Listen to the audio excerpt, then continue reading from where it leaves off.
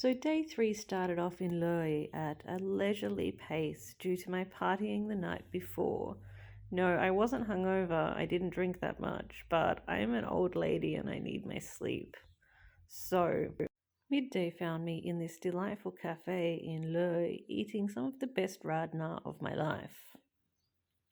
The gravy was light and tasty and not at all gluey, and they had deep fried the noodles, the big flat noodles, before putting them in. It was phenomenal. So I was a happy woman when I eventually ambled out of Loei. Here you can see the ordinary cityscape. Just another small town in Thailand, but I really enjoy it. Anyway, I just remembered that I completely forgot to tell you about my near-death experience the previous day. I guess it says something about motorcycling in Thailand that you nearly die and then you just forget about it immediately because you didn't die and you carry on with your life.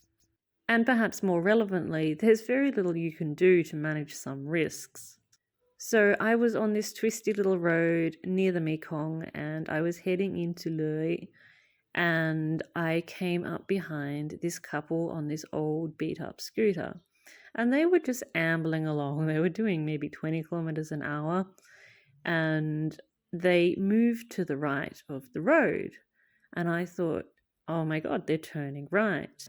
No indicators, of course, but this was a problem for me because I had been just about to overtake them on their right when they started wandering across my path. So I quickly changed directions to go around them on the left-hand side. And just as I did that, it turned out that what old mate was doing was a crazy hook turn, as if he was driving a semi-trailer.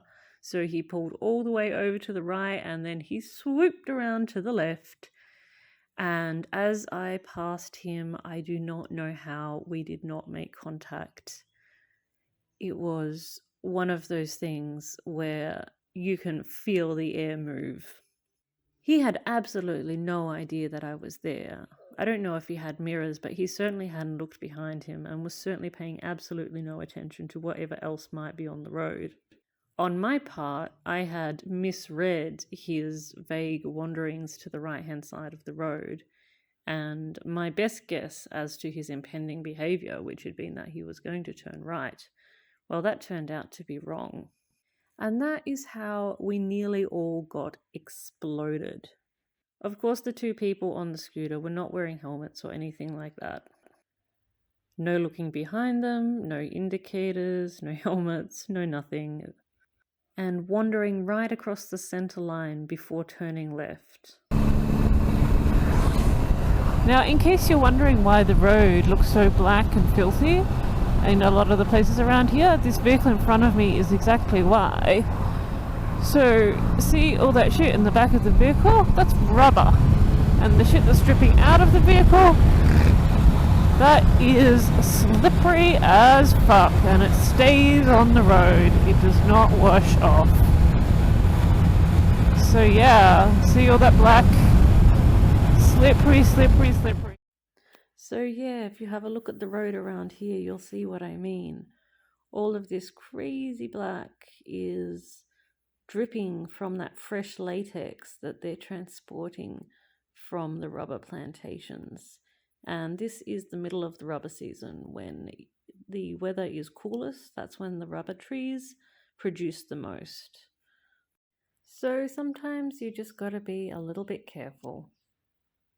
I've arrived at my friend's house and we have everything complete with a Christmas tree here, which is kind of cool and slightly nostalgic for me.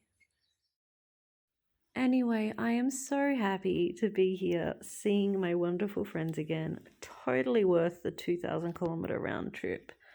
The dog's name is Jackie and he's a massive teddy bear. I love him to bits.